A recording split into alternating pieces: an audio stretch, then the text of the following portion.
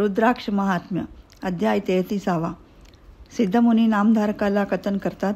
हे दंपती दुसऱ्या दिवशी श्रीगुरुनाथाच्या दर्शनाला आले. श्रीगुरूंना वंदन करून त्यांनी विनंती केली, महाराज, काल एका यतीने मला चांगला बुद्धिवाद सांगून उपदेश केला आणि प्रेताला बांधण्याकरिता रुद्राक्ष दिले आणि श्री गुरुचरणावरील रुद्रसुक्ताचे तीर्थप्रोक्षण करण्याला सांगितले. तर आता आम्हाला रुद्राक्षाचा महिमा कथन करावा. श्रीगुरु हास्यवदनाने बोलले, मुली, तुला रुद्राक्ष आम्हीच दिले. रुद्राक्षाचे महिमा अनुपम आहे. भक्तिपूर्वक किंवा अभक्तीने जरी रुद्राक्ष धारण केले असले तरी पुण्य लागते. मग ती व्यक्ती उच्च वा कनिष्ठ जातीची असो. याविषयी एक फार पूर्वीचे मोठे चमत्कारिक असे आख्यान ऐका. काश्मीर देशामध्ये भद्रसेन नावाचा राजा राज्य करीत होता. त्याला एक सुधर्म नावाचा पुत्र होता. राजाचा मंत्र्याचा तारक नावाच्या पुत्राची व त्याची मैत्री इतकी गाढ होती की त्यांचा विद्याभ्यास, क्रीडा, विनोद, जेवण खाणे सर्व बरोबरीने होत असे. दोघेही शिवभजक होते. दोघेही रुद्राक्ष माळा धारण करीत आणि इतर अलंकार त्याज्य मानित असत. एके दिवशी पराशर ऋषी त्रिकाळज्ञ महाज्ञानी असे राजमंदिरात आले. राजाने त्यांचा आदर सत्कार करून पूजा केली व त्यांना बोलला, मुनिवर, आमच्या पुत्रांना वेड तर लागले नाही. रत्नाभरण टाकून देऊन ते गळ्यामध्ये रुद्राक्ष माळच धारण करतात. काय करावे? त्रिकाळज्ञ मुनीला हसू आले. ते म्हणाले, तुझ्या आणि मंत्रीसुताचे पूर्वजन्मातले वृत्तांत फार गमतीचा आहेत. ती विचित्र कथा सांगतो, ऐक. पूर्वी नंदीग्रामात एक सुंदर वेश्या राहत होती. ती अत्यंत श्रीमान होती. तिच्या मंदिरातील सर्व वस्तू सुवर्णाच्या केलेल्या होत्या. वस्त्राभरणे, गायी, वासरे, दास दासी, धनसंपत्ती, धान्य याची तिचे मंदिर समृद्ध होते. ही लावण्य संपन्न वेश्या पुष्कळ दानधर्म करीत असे. ती वेश्या असून स्वतःला पतिव्रता समजत असे. तिच्या दारामध्ये एक रत्नखचित नाट्यमंडप होता. त्यामध्ये ती आपल्या सखीवर्गासह नेहमी नृत्य करीत असे. या नाट्यमंडपामध्ये एक कोंबडा व माकड बांधून ठेवलेले होते. त्यांच्यासुद्धा गळ्यात तिने रुद्राक्ष बांधलेले होते आणि त्याची नावे सुद्धा सदाशिव अशीच तिने ठेवली होती. एके दिवशी असे झाले, शिवव्रत नावाचा एक श्रीमान वैश्य तिच्या मंदिरात आला. त्यांच्या कंठात रुद्राक्षमाळा होत्या.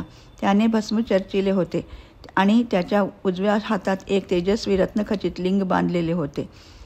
त्या तेजस्वी पुरुषाच्या वैश्येने आदर सत्कार केला आणि त्याच्याजवळ रत्नखचित लिंग पाहून ती आपल्या सखीला म्हणाली, या वैश्याला विचारा की लक्ष संख्या द्रव्य घेऊन हे लिंग देता किंवा आमची मैत्रीण 3 दिवसपर्यंत पतिव्रता धर्माने वागून आपली कांता झाली असता ते देण्याला तयार आहात. वैश्याने ते मान्य करून 3 दिवसापर्यंत माझ्याशी पत्नी धर्माने वागीन अशी या लिंगाची शपथ घेऊन सांग, असे तिला सांगतात. चंद्रसूर्याला साक्षी ठेवून तिने रत्नखचित लिंगावर हात ठेवून शपथ घेतली. लिंग तिच्या हाती देताना वैश्य म्हणाला, हे लिंग मला माझ्या प्राणासमान प्रिय आहे. चांगले जतन करून ठेव. त्याला जर हानी झाली तर मी प्राण देईन पहा. तिने ते मान्य करून लिंग स्वीकारले. रात्री शयनागृहात जाताना लिंग आपल्याजवळ असू नये असे तिला वैश्याने सांगताच तिने ते आपल्या नृत्यमंडपामध्ये सुरक्षित नेऊन ठेवले. त्यांच्या क्रीडा विनोदात एक क्षण गेला असेल नसेल तोच नाट्यमंडपाला आग लागली आणि तो भस्मसात झाला. आपले प्राणलिंग जळून गेले म्हणून वैश्याने शोक केला व तत्काळ काष्टे गोळा करून अग्नी पेटविला आणि त्यात त्याने उडी मारली. वेश्येला अत्यंत दुःख झाले. आपला प्राणेश्वर गेला म्हणून पतिव्रता धर्माप्रमाणे तिने सती जाण्याची तयारी केली. पुष्कळ दानधर्म केला, वाणी दिली. ते पाहून तिच्या आप्तेष्टाने तिला निवारण्याचा प्रयत्न केला. तेव्हा ती म्हणाली, चंद्रसूर्याला साक्षी ठेवून मी त्याची धर्मपत्नी झाले होते. आता धर्मशास्त्राप्रमाणे मी सती जाणारच. अग्निकुंड तयार झाले. ती अग्निकुंडापाशी आली. सर्वेश्वराला स्मरून ती अग्निकुंडात उडी मारणार इतक्या चमत्कार झाला. 5 मुखे असलेला शंकर, नागसूत्र, त्रिशूळ, डमरू इत्यादी आयुधे धारण करणारा तिच्याजवळ आला आणि त्याने तिला बाहेर काढले. अग्निकुंडातला अग्नी शांत झाला. भगवान शंकर तिला म्हणाले, मीच वैश्य होऊन तुझ्या पतिव्रता धर्माची परीक्षा पाहण्याला आलो होतो. तुझी भक्ती पाहून मी संतुष्ट झालो आहे. आता इच्छित वर माग.